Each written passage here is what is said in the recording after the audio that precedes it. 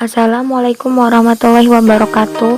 Kami dari kelompok 7 Pendidikan Guru Madrasah Ibtidaiyah PGMI kelas C semester 1.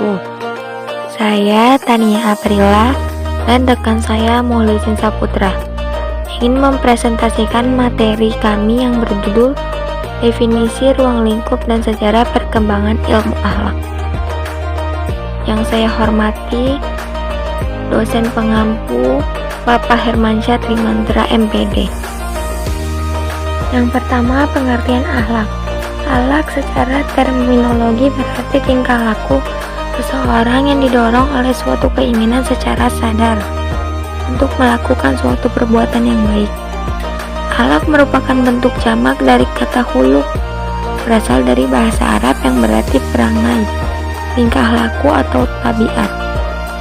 3 pakar bidang akhlak yaitu Ibnu Miskawayh, Al-Ghazali, dan Ahmad Amin menyatakan bahwa akhlak adalah perangai yang melekat pada diri seseorang yang dapat memunculkan perbuatan baik tanpa mempertimbangkan pikiran terlebih dahulu. Kata akhlak diartikan sebagai suatu tingkah laku, tapi tingkah laku tersebut harus dilakukan secara berulang-ulang. Tidak cukup hanya sekali melakukan perbuatan baik atau hanya sewaktu-waktu saja.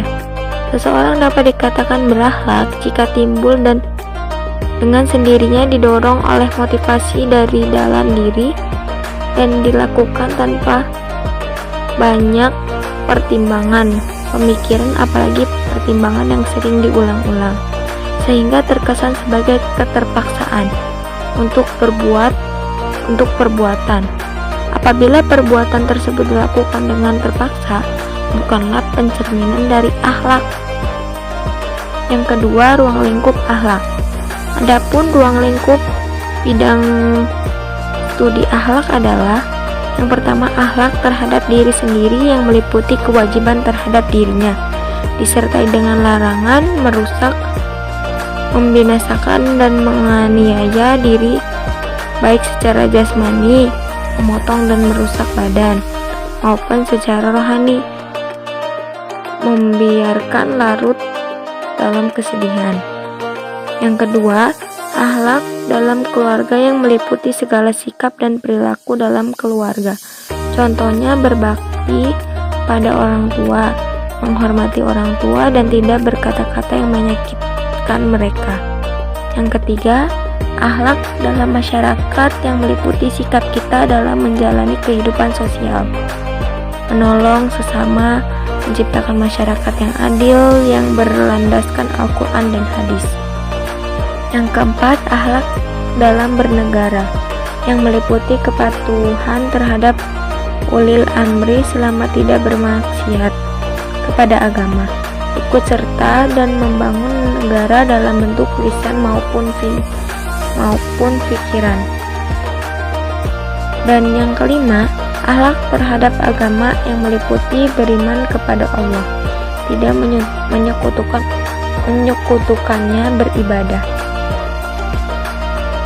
kepada Allah, taat kepada Rasul, serta meniru segala tingkah lakunya. Prinsip akhlak dalam Islam yang paling menonjol adalah bahwa manusia dalam melakukan tindakan-tindakannya, ia mempunyai kehendak-kehendak dan tidak melakukan sesuatu, ia harus bertanggung jawab atas semua yang dia lakukan dan harus menjaga perintah dan larangan akhlak. Tanggung jawab itu merupakan tanggung jawab pribadi muslim. Begitupun dalam kehidupan sehari-hari, harus selalu menampakkan sikap perbuatan berakhlak. Akan tetapi akhlak bukanlah semata-mata hanya perbuatan, akan tetapi lebih kepada gambaran jiwa yang tersembunyi. 3. Sejarah perkembangan ilmu akhlak. Ilmu akhlak sebagaimana ilmu yang lain juga mengalami pertumbuhan dan juga perkembangan pada setiap masanya. 1. Ilmu akhlak di luar agama Islam. Yang pertama adalah akhlak pada bangsa Yunani. Pada masa Yunani, pertumbuhan dan perkembangan ilmu akhlak dimulai setelah munculnya paham sofistisia, yaitu orang yang bijaksana, yaitu pada 500 sebelum Masehi. Dasar yang digunakan oleh para pemikir Yunani dalam membangun ilmu akhlak yaitu pemikiran filsafat mereka tentang manusia. Hal ini menunjukkan bahwa ilmu akhlak pada bangsa Yunani didasari oleh pemikiran filsafat yang erat kaitannya dengan bangsa mereka. Yang kedua, yaitu perkembangan akhlak pada agama Nasrani. Agama ini mulai tersebar di kalangan Eropa pada akhir abad ketiga Masehi. Ajaran agama ini membawa pokok-pokok ajaran akhlak yang bersumber dari kitab Taurat dan Injil. Agama ini berpendapat bahwa Tuhan adalah sumber akhlak. Yang ketiga, yaitu akhlak pada bangsa Romawi. Pada masa ini, kehidupan masyarakat dikuasai oleh gereja. Segala sesuatu yang bertentangan dengan gereja akan mereka buang jauh-jauh. Jika ada yang menentang doktrin dari gereja, mereka akan dihukum.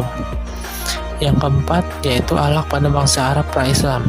Sebelum datangnya Islam, bangsa Arab tidak memiliki pemikir dalam bidang filsafat yang dapat mempengaruhi pemikiran mereka. Ajaran akhlak yang ada pada bangsa Arab pra-Islam hanya ada pada syair-syair yang dikarang oleh para ahli syair dan juga ahli hikmah. Karena pada masa ini, bangsa Arab hanya dua akhlak pada agama Islam. Ajaran akhlak menemukan bentuk yang absolut dalam ajaran agama Islam. Ajaran Islam memusatkan ajaran akhlak kepada Tuhan dan juga akal manusia. Artinya, ajaran ini merupakan penggabungan antara ajaran sinik dan sirenik dalam hal ukurannya. Ajaran akhlak dalam Islam bersumber dari Al-Quran dan Sunnah dari Rasulullah SAW.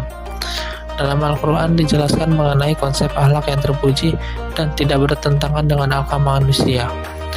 3. Akhlak pada zaman baru.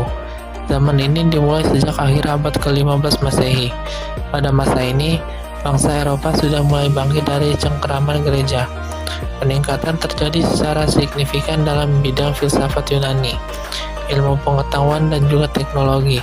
Hal ini terjadi karena mereka sudah mulai melepaskan diri dari dogma Kristiani, khayal, dan mitos yang mulai diganti dengan peran akal pikiran yang lebih dominan.